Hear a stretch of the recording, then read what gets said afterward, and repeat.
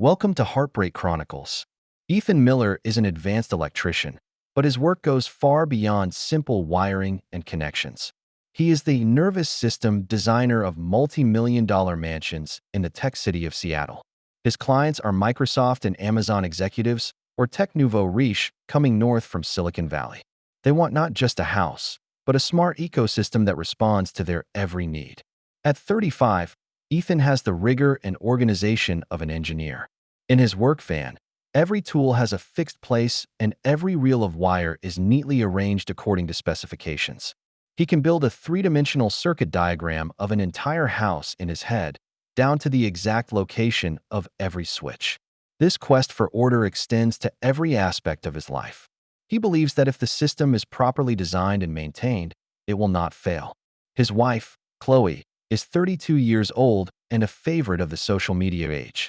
She runs the Chloe's Sunny Life account, which has 200,000 followers and receives tens of thousands of likes for each post. She covers all aspects of modern, sophisticated living: yoga and meditation on Mondays, organic recipes sharing on Tuesdays, home decor inspiration on Wednesdays, skincare routines on Thursdays, and date night planning on Fridays. She packaged her life into a product, and that product sold well. They live in the Seattle suburb of Alcove Heights, a quiet, affluent neighborhood where every house has a well-manicured lawn and at least 3 garages. Their home is Ethan's crowning glory, a Tudor villa that has been thoroughly and intelligently remodeled. From the outside, it maintains its traditional elegance, but inside it is another world. Each room is equipped with environmental sensors that automatically adjust temperature, humidity, and light according to the user's habits. The security system uses military-grade encryption technology, with cameras hidden in unseen corners but covering every dead angle. Ethan remembers what he was looking for when he designed the system. It was 5 years ago, not long after they moved into the house. Chloe always complains that a traditional home is too much of a hassle to remember to turn off the lights, adjust the temperature, and set the alarm. Why can't a house be as smart as an iPhone? She used to ask that. So Ethan spent 3 whole months transforming this ordinary house into a smart fortress. Now all Chloe has to do is speak a word into the air, and the whole house will run the way she wants it to. Ironically, this perfect stage Ethan created for Chloe ended up being the springboard for her career to take off. Her fans marvel at videos that showcase smart living. Early in the morning, the curtains are automatically drawn and the coffee maker has prepared her favorite oatmeal latte. When she does yoga, the lights are automatically adjusted to the most comfortable color temperature. When she takes a bath in the evening, the bathtub is pre-placed with just the right temperature of water, and drops of her favorite essential oils are also automatically added. Behind these seemingly magical scenes are countless late nights of programming and debugging by Ethan. But in Chloe's videos, Ethan is never a blur in the background. The occasional shot of him would be subtly edited out by her. Her fans only know that she has a considerate husband, but they don't know his name, let alone that he is the creator of all this magic. Recently, Chloe's career has seen a major breakthrough. Green Life, a billion-dollar organic food brand, selected her as an ambassador for the West Coast region. Not only does this mean a 6-figure endorsement fee, but also the opportunity to participate in product development and even launch your own product line. On the day of the signing ceremony, Chloe was as excited as a child. She hugged Ethan and spun around several times, saying that this was a new beginning in her life. But what Ethan doesn't notice, or what he selectively ignores, is that the gleam in Chloe's eyes isn't so much about being able to share this joy with him, as it is about the fact that she sees a whole new world beckoning her, one that no longer requires her to be stuck in a Seattle suburb. That Tuesday that changed everything, it was a rare day of sunshine in Seattle. The February sun shines through the clouds, bringing a touch of warmth to the often rainy city. Ethan's project in Bellevue is ahead of schedule. It was the new home of the CEO of a tech company, and the client raved about the voice-activated system he designed and gave him a sizable tip. 3 p.m., a full 4 hours earlier than expected. Ethan sits in his Ford F-150 and ponders whether or not to surprise Chloe. On her way out the door in the morning, she had mentioned trying to make a French lemon tart, which was what she was going to post a video about next week. But she also complained that the temperature of the smart oven in her house seems to be a little off lately. so maybe the temperature sensor needs to be calibrated. Ethan decided to take a detour to his supplier. Frank, the owner, is an old friend of his and always gets him the latest parts. The sensor you're looking for isn't cheap, says Frank. It's the latest Bosch model, and it's accurate to zero point 0.5 millimeters. 1 degree. Price is not an issue, Ethan replied. I want to surprise my wife. After leaving the vendor, he went back downtown to La Parisienne, Chloe's favorite French dessert store. The windows are filled with a beautiful assortment of desserts that look like works of art. He bought a box of macaroons and 2 croissants because he knew Chloe would need them for comfort if the lemon tart failed. It was 4:20 p.m. when his pickup truck pulled onto the familiar street of his home. The sunlight shone obliquely on the asphalt, and the sycamore trees on both sides cast dappled shadows. At this time of day, the entire neighborhood is quiet and most of the neighbors are still at work. But there was a white BMW M4 parked in the driveway of his house. It was a brand new sports car with a body that glistened in the sun. The customized license plate, LYFSDYL, made Ethan frown. It was obviously not the car of any friend he knew. He pulled the pickup to the side of the road and turned off the engine. Through the windows of the BMW, he could see sunglasses and an LV clutch thrown casually on the leather seats. There was also a strong odor of cologne in the car that you could smell even through the windows. Ethan walks toward the front door, carrying his toolbox and dessert box.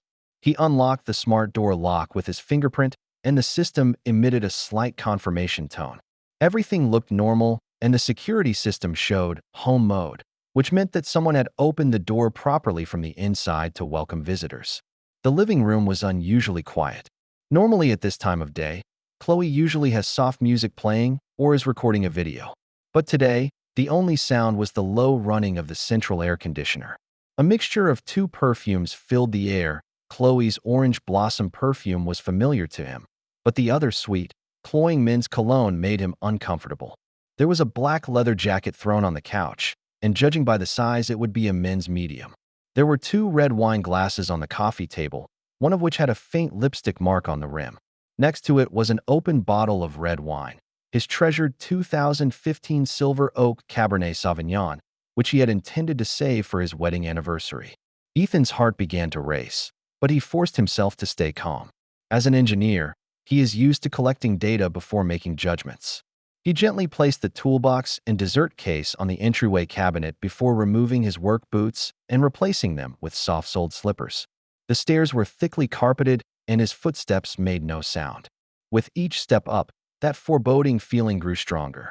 At the end of the hallway on the 2nd floor, the door to the master bedroom was ajar, with the low sound of music and intermittent talking coming from within. He recognized Chloe's laugh, but there was an abandon in it that he had never heard before. There was also a man's voice, low and magnetic, saying something that made Chloe laugh constantly. Ethan stood in the doorway, his hand on the cold metal handle. He could have chosen to turn away and pretend nothing happened. He could have chosen to knock on the door and give the people inside a decent chance. But in the end, he chose to gently push the door open. The door slid open noiselessly, and the scene before him made time seem to freeze. His wife, Chloe, wearing nothing but one of his old band t-shirts, is straddling a strange man. Her long hair fell loose over her shoulders, swaying gently as she moved. The man was shirtless, his bronze skin covered in elaborate tattoos that ran from his chest to his arms. It wasn't their closeness that shocked Ethan the most, it was the look on their faces. When they saw him, there was no alarm, no shame, only an impatience at being disturbed. The man didn't even try to cover anything up, instead leaning lazily against the bed, a playful smile curling up at the corner of his mouth. "Ethan," Chloe spoke up, her voice chillingly calm. "You're home early today." She got off the man slowly and methodically, like it was an everyday action. She reached for the silk nightgown beside the bed and slipped it on nonchalantly, tying the belt. Throughout, she moved with grace and aplomb, as if it were just an ordinary afternoon, not the moment her marriage crumbled. The man sat up as well, stretching, his muscles glistening in the light. He sized Ethan up, an evaluative look in his eyes, like he was gauging whether the man in the overalls in front of him could pose a threat to him. Obviously, his conclusion is negative. "Baby," the man said to Chloe, a hint of teasing in his voice. Is this the electrician husband you were talking about? Chloe walks over to the dresser and picks up her e-cigarette. She inhaled deeply, then exhaled the smoke slowly. Through the mirror, she looked into Ethan's eyes. Yes, Liam. This is Ethan. Ethan felt like his throat was clogged with something. He wanted to speak, to growl, to question, but all the words stuck in his throat. Eventually, all he could squeeze out was, "Chloe, what's going on?" Chloe turned around and leaned against the dresser. She cocked her head and looked at him with an almost pitying look. "Ethan, I think we need to talk. I've actually wanted to talk to you for a long time. I just never found the right time." "Talk." Ethan's voice trembled with suppressed anger. "You're in our bed, with another man, and then you say you want to talk to me? Don't get so worked up," Chloe said, sounding like she was calming a child having a tantrum. "Sit down and let's talk like adults." "Adults?" Ethan almost laughed. "Do adults do that?" Chloe sighed, as if Ethan's reaction disappointed her. "You see, that's the problem. You've always been so traditional, so conservative. You live in your black and white world and are never open to new possibilities." "New possibilities?" Ethan repeated her words, each word seeming to be squeezed through his teeth. "Yes," Chloe nodded. "I want to open up our marriage." The words hit Ethan hard in the chest like a hammer. He froze for a few seconds, then looked at her incredulously. "Open marriage?" "Yes, open marriages," Chloe said matter-of-factly. "A lot of modern couples are doing that. It's not a betrayal. It's a more honest and freeing way of being together. We can stay married while exploring other possibilities." That's when Liam on the bed finally spoke. He got out of bed slowly, unconcerned about his half-naked state. He walked over to Chloe and wrapped his arms affectionately around her waist. "Look, man," he said to Ethan, a condescending tone in his voice. "Times have changed. Your kind of traditional monogamy is outdated. Life is short. Why limit yourself to one person?" Ethan looked at the two of them, an anger burning in him like never before. But strangely enough, that anger was soon replaced by a cold sobriety. It suddenly dawned on him that the scene before him was not accidental, but had been planned for a long time.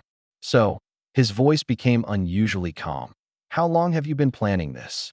Chloe and Liam exchanged a look. "About 3 months," Chloe confesses. "We met at a creators conference in Los Angeles." Liam is a lifestyle coach who has opened my eyes to more possibilities in life. "Lifestyle coaching," Ethan sneered, "is teaching people how to cheat." "You see," Chloe's voice suddenly became shrill. "That's your problem. You're thinking too narrowly. You know what, Ethan? These 7 years with you, I feel like I'm slowly withering away.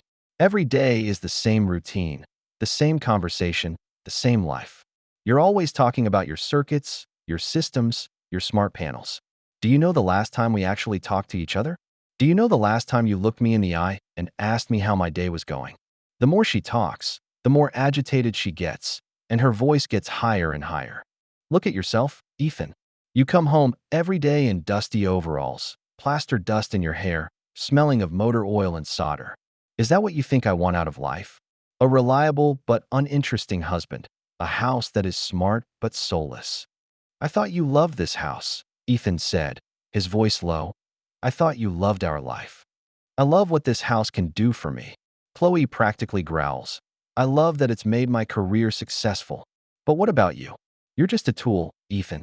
A tool to help me realize my dreams. And now, I don't need you anymore." The words cut through Ethan's heart like a knife.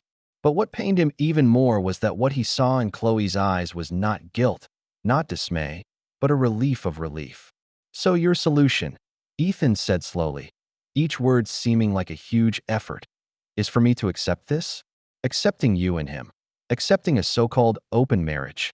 If you love me, you'll understand," Chloe said, her tone softening a bit more. "Ethan, we can remain husband and wife. You'll still be my husband, and I'll still be your wife. It's just that our relationship will be freer and more modern. You can go to someone else, too, if you want." "What if I don't accept?" Ethan asked. Chloe's face immediately changed. She stood up straight, her chin lifting slightly as her eyes became cold and determined. "Then get the hell out of here," she said, word for word. "It's my house, my life, my choice. If you don't like what you see, get out." "Your house." Ethan couldn't believe his ears. "Of course it's my house. Chloe says with a straight face. I'm the one who made this house come to life. I'm the one who made it the dream home that 200,000 people aspire to. Without me, it's just a bunch of wires and sensors. Liam chimed in. She's right, bro. It's time for you to recognize reality. Chloe is an independent modern woman who has the right to choose how she wants to live her life. This macho possessiveness of yours doesn't work in the 21st century anymore. Ethan looked at the two of them, the wife he'd loved for 7 years and the stranger who'd intruded on his life. They stood together like a real couple, and he was the one who was superfluous. An eerie silence fell over the room. Ethan could hear his own heartbeat, the hum of the central air conditioner downstairs, and the occasional passing car outside his window. These usual sounds seemed particularly harsh at the moment. Finally, he took a deep breath. When he spoke again, his voice was awfully calm. Okay, he said, I get it. He turned and walked out of the bedroom without another glance at them. He could feel their surprised eyes following him, obviously not expecting him to leave so easily. Ethan's footsteps down the stairs were steady, each step a solid one. Instead of going to the living room to gather his things, he went straight to the basement. It was his studio, his refuge, his kingdom. Push open the heavy soundproof door, and the familiar smell of electronics hits you. Everything is organized here. A variety of test instruments on the workbench, neat tools hanging on the wall, and in the corner is his server cabinet, blinking with blue lights. He sat down in his work chair and turned on the main console. The screen lit up, displaying the status of systems throughout the house. Every sensor, every camera, every smart device was under his control. Ethan's fingers flew across the keyboard. The first thing he did was go into the back end of the security system and pulled up all the video records for the past 3 months. The system showed that the white BMW had visited no less than 20 times while he was working. A couple times, the car even spent the night in the garage. He looked at the evidence with an expressionless face and a surprisingly calm heart. The pain of betrayal was still there, but it had been replaced by a cold resolve. He knew what he had to do. For the next 2 hours, Ethan, like a precision surgeon, performed a complex operation on the home network system. He creates a hidden administrator account with privileges that override all other users. He modified the underlying code of the system and implanted several backdoor programs. He also set up a timed task where, after 48 hours, all the family data would be encrypted and transferred to his private server. With that done, he stood up and looked around the studio that had been his companion for countless days and nights. He then opened the safe and removed his passport, important documents, and a couple of portable hard drives. He also took some cash, all of which he had set aside for emergencies. When he returned to the first floor, Chloe was already dressed and was leaning against the stair railing. Her expression was a little complicated, as if she was surprised by his calm response. "You're really leaving?" she asked. "You're the one who told me to get lost," Ethan replied calmly. "Ethan," her tone softened a bit, "we can talk. Maybe I just went too far." "No." Ethan shook his head. "You made it clear. It's your choice, and I respect it." He grabbed the toolbox on the foyer cabinet and prepared to leave. "Where's your stuff?" Chloe asks. "Aren't you going to clean up?" "No," Ethan said. "I'll have someone come get it." He opened the door, and the cold air outside sobered him up. He glanced back at the home he had built with his own hands, then walked out without a second thought. Get in the pickup and start the engine. In the rearview mirror, he saw Chloe standing in the doorway, an indescribable expression on her face. But he didn't look at it much and drove straight away. Ethan made his way east out of Seattle. He turned off his cell phone and used the cash to buy a prepaid phone card at the gas station. He didn't want to be found by anyone, at least not now. By nightfall, he had driven to the neighborhood of Spokane. He found a motel off the interstate and got a room with cash. The room was Spartan and smelled of disinfectant mixed with mildew, but it was just what he wanted. He sat down on the creaky bed and finally allowed himself to feel those suppressed emotions. Anger, sadness, humiliation, betrayal. These emotions hit him like a tsunami, almost drowning him. He thought back to his wedding 7 years ago, when Chloe had said, "I do" to him in her white dress. He remembered the excitement he felt when they picked out this house together. He remembered how many nights he had stayed up remodeling the home to surprise her. But now it's all a joke. When the first rays of sunlight shone through the tattered curtains the next morning, Ethan was no longer the broken man he'd been yesterday. After the night's ordeal, his heart became incredibly clear. He knew what he had to do. He opened his laptop and connected to his home system via VPN. The backdoor program he'd set up was working well, and he could now see everything in the house. In the master bedroom, Chloe and Liam are still sleeping. The living room is a mess. Looks like they had a little party last night. Wine bottles, cigarette butts, and things Ethan didn't want to think about in detail were strewn across his carefully chosen Italian leather couch. Ethan calmly recorded it all. He turned on the video recording function and began to gather evidence. As an engineer, he knows the importance of data. Every image, every conversation could be a weapon in the future.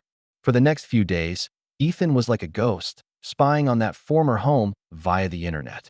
He saw Chloe continue to update her social media feeds as if nothing had happened, posting photos and videos of her perfect life. She even sent out a message about learning to let go and embracing change, which received tens of thousands of likes. But off camera, her life is rapidly degenerating. Liam brings in more friends, and they party almost every night. The music was deafening, and the alcohol flowed like water. Ethan sees more disturbing things through the security cameras: white powder, strange smoke, and some clearly illegal behavior. He also overheard Chloe and Liam's conversation. Turns out, Liam isn't a lifestyle coach at all. He's a fixer who specializes in organizing underground parties, targeting the rich but empty. And Chloe's house, with its perfect privacy and soundproofing system, became the perfect place for them. "This smart system is fantastic," Liam says in a recording. "Completely soundproof and no neighbors will complain. And that idiot designed the security system so well that the police couldn't monitor it even if they wanted to." "He's not stupid," Chloe corrected. "He's just naive. He thought he'd give me the perfect house and I'd be satisfied. He doesn't understand that it's not the house I want, it's freedom." "Now you're free, baby," Liam said. "And when we grow this place into the most exclusive private club in Seattle, we'll be rich." Hearing this, Ethan turned off the audio. He's heard enough. Not only have they betrayed him, but they intend to use his heart and soul for illegal business. It's not just personal anymore. Ethan begins to formulate his plan for revenge. He wasn't going to resort to violence. That would be too low. He was going to make them pay for their behavior in a more subtle way. As a first step, he needed a reliable ally. He thought of David Chun, his best friend and another expert on smart home systems. David works for Microsoft and is a man of integrity and reliability. Ethan called him on his new prepaid cell phone. "Ethan? Oh my God. Where have you been? Chloe's been looking for you everywhere." There was worry in David's voice. "Don't tell her you got my call," Ethan said. "David, I need your help, but first I need to tell you what happened." Ethan told David the whole story, including the evidence he had gathered. There was a long silence on the other end of the line. "That bitch," David finally spoke. He rarely cursed. "What do you need me to do?" "I need you to get me a lawyer," Ethan said. "The best, the toughest. I still need you to keep an eye on things for me. I'll give you access." "No problem," David agreed without hesitation. "I know several attorneys who are experts in handling high-net-worth divorce cases." "Ethan, are you sure you want to do this?" "I've never been so sure," Ethan replied. After hanging up the phone, Ethan began to execute the second step of his plan. He needs to make a crack in Chloe's perfect image, but not too obvious, like a slow-spreading virus. He created a couple fake social media accounts and started leaving subtle comments under Chloe's posts. Not a direct attack, but something that casts doubt. For example, "Chloe, you don't seem to be looking too good lately. Are you too tired? How come your husband hasn't been in any videos lately? Has your home been recently renovated? I think I heard a loud noise." The comments quickly caught the attention of other fans. People started talking and speculating. Chloe had to spend a lot of time responding to these queries, and the frequency of her updates began to drop. Meanwhile, Ethan continues to gather evidence. He discovers that not only does Liam have a criminal record, but he also has ties to several known drug dealers. By tracking the network data, he also discovered that Liam was using Chloe's credit card to make some suspicious transactions. On the third day, David called. "I found a lawyer. Her name is Serena Martinez. She works at one of the top law firms in Seattle. She specializes in complex divorce cases with a 95% win rate. But she also charges a lot. Money's no object, Ethan said. Arrange for me to speak to her. Later that afternoon, Ethan had his first meeting with Serena via an encrypted video call. She was a woman in her 40s, dressed in an expensive suit, with eyes as sharp as hawks. "Mr. Miller," she said, getting right to the point, "I've read the prima facie evidence you sent. Frankly, it's one of the most ample pieces of evidence of cheating I've ever seen. But what kind of result do you want?" "I want her netted," Ethan said. "I want her to lose everything. The house, the money, the fame, everything." Serena gave a cold smile. "Normally, I would advise my clients to calm down, but after watching those videos, I totally understand your anger. We can do it, but it needs more preparation. First, we need to freeze assets." "She's already squandering our joint fortune," Ethan said. "That's exactly what we need," Serena said, "to continue to gather evidence of her squandering her fortune. In the meantime, I suggest you start moving assets that are personal to you, the totally legal kind." For the next week, Ethan followed Serena's instructions and was organized in his preparations. He closed several joint accounts and transferred funds belonging to him to his personal account. He also contacted several clients to ensure that future income would not go into the joint estate. During this time, Chloe tried to contact him. She sent countless texts, ranging from anger to pleading, from threats to signs of weakness. But Ethan didn't reply to any of them. He just watched her collapse with cold eyes. Surveillance shows that Chloe and Liam's relationship is beginning to crack. Once the novelty of the party has worn off, reality begins to set in. Chloe realizes that her credit card bills are unusually high and that Liam always has every reason to need money. They started arguing, loud enough for the smart speaker to record it clearly. "You said you had money," Liam yelled during an argument. "I have money, but that's not how I spend it." Chloe yells back, "Do you have any idea how much this month's bill is?" "Don't forget who brought you joy," Liam threatened. "Without me, you'd still be living that boring housewife life." Ethan felt the time was right. He sent Serena a message, ready for action. The next day, Chloe received a summons from the court. When she opened the thick envelope, her face instantly turned pale. Ethan applied for an emergency asset freeze order on the grounds that she was using marital community property for illegal activities and associating with people with criminal backgrounds. What shocked her even more was the attached list of evidence. Hundreds of hours of video footage, thousands of audio recordings, detailed financial statements, and even Liam's criminal record. She immediately called Ethan, but the number was already empty. She tried to log into her home's smart system to delete the records, but found her privileges had been minimized. She can't even adjust the temperature or turn the lights on and off. In a panic, she sought out a lawyer. But when the lawyer saw that evidence, he told her straight out, "Miss Chloe, frankly, you're in a very bad position. The opposing party's evidence was not only sufficient, but was obtained in a perfectly legal manner. As co-owner of the home and designer of the system, your husband has the right to access this data. But it's an invasion of privacy." Chloe shouted hysterically. "I'm afraid not." The attorney shook his head, "especially when those actions involve illegal activity. I suggest you seek a settlement as soon as possible." But Ethan wasn't going to settle. He sends a clear message through Serena. Either see you in court or she voluntarily relinquishes all property rights. In the meantime, Ethan's next steps are in the works. He anonymously provided some information to Seattle police about possible illegal party activity at a certain address. He didn't offer much detail, just enough to get their attention. He did something even more ruthless. He knows that Chloe cares most about her online presence, so he decides to take it from there. But he wouldn't attack her directly. That would be too obvious. Instead, he created a fan account that appeared to be supportive of Chloe and began posting exclusive insider tips. These insider tips are true, but carefully selected. For example, Chloe was pictured at some party where there was no misbehavior, but she was clearly not in the right state. Or the bill for her and Liam's meal at an upscale restaurant, showing that she spent the average person's month's salary on one meal. These messages slowly erode Chloe's carefully crafted image like dripping water. Her fans began to polarize, with some supporting her and others questioning her. Brands are also beginning to reevaluate their work with her. It was at this point that the final straw that broke Chloe's back appeared. Ethan realizes through surveillance that Chloe isn't the only one Liam is targeting. He was also having affairs with two other rich women at the same time. Ethan intercepted relevant chats and videos of the meeting. Instead of sending these directly to Chloe, he did it in a more subtle way. He hacked into Liam's email and sent the evidence to Liam's other girlfriends. Soon one of the women came to the door in a rage. The scene of that day was recorded in its entirety through the home's surveillance system. Not only did the woman reveal Liam's true colors, but she also mentioned some more serious allegations. Turns out Liam's not just a love cheat. He's also suspected of fraud and extortion. Chloe is completely devastated. She's hysterical and drives everyone away, including Liam.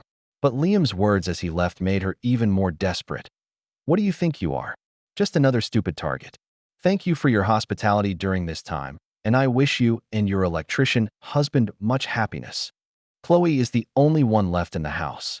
She tries to contact her friends, but none of her regular party friends answer her calls. Her parents, upon learning the truth, instead of comforting her, berated her for ruining the family name. Her social media accounts received tons of negative comments.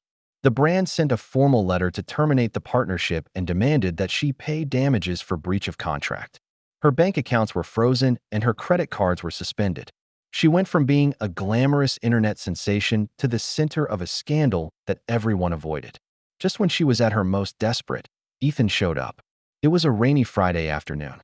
Ethan drove a rental car back to Seattle. He cut his hair, shaved, and changed into an expensive suit. He looked like a successful businessman, not the electrician in overalls she remembered. He used his fingerprints to open the door to the house. The living room was a mess, and I could tell it hadn't been cleaned in days. Chloe was curled up on the couch, her hair disheveled and her face haggard. A glimmer of hope flashed in her eyes when she saw him. "Ethan." She lunged to hug him, but he coldly pushed her away. "I've come to get my things," he said calmly, "and to show you some papers in the meantime." He pulled a stack of papers out of his briefcase and set them on the coffee table. "This is the property division agreement. By signing it, you get to keep your personal belongings and the money left in your account. The house belongs to me and all the joint property." "Ethan, please," Chloe cried. "I was wrong. I really was. Give me a chance and we can start over." "Start over?" Ethan sneered. "Like you and Liam starting over?" "He lied to me." Chloe cried. "I'm mesmerized by him." "Ethan, I love you. You loved the life I offered you." Ethan corrected. "And you didn't hesitate to abandon me when you thought you could get better from someone else." He took out his cell phone and played a recording. "That's what Chloe said to Liam. He's not a genius. He's just a tool man." Chloe's face became even paler. "I wasn't serious then. You were serious when you told me to roll." Ethan said. "Now, it's your turn. You can't do this to me." Chloe suddenly became hysterical. "This is my house too. I've paid so much for it. What did you pay?" Ethan's voice took on anger for the first time. "I'm the one who designed every system. I'm the one who stayed up all night programming. I'm the one who turned an ordinary house into your bragging capital. And what did you do? You used it to betray me." He took a deep breath to calm himself. "Sign it, Chloe. It's your best bet. Otherwise, I'll see you in court. Trust me, you won't even be able to keep your personal belongings by then." Chloe looked at the papers and then at Ethan's cold face. She knew she had lost. With trembling hands, she signed her name.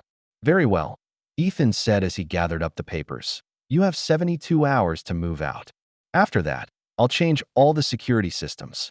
He turned to leave, but stopped at the door. "Oh, and one more thing. Greenlife's attorney asked me to pass on to you that their lawsuit will continue. Liquidated damages plus loss of reputation, probably 7 figures. Good luck." Leaving a dumbfounded Chloe behind, Ethan walks out of what used to be his home. The rain had stopped and a rainbow appeared in the sky. He took a deep breath of the moist air, feeling more relaxed than ever. 3 months later, Ethan's new company, Aegis Smart Systems, was officially launched. With his skills and the name recognition that came with his divorce case, the company quickly gained its first high-end clients. Everyone knows that if even the designer's wife can't crack the system, it must be the most secure. He rented a modern apartment in the city center, not big, but a space that belonged to him alone. Every night, he stood in front of the floor-to-ceiling windows and watched the lights of the city in peace. Occasionally, he would hear something about Chloe. She was forced to sell all her luxuries to pay off her debts, moved back in with her parents, and worked as a receptionist for a small company. Her social media accounts have been deleted, and the once glamorous Chloe's sunny life is history. At one point, David asked him, "Do you regret it?" Ethan thought about it and shook his head. "No regrets.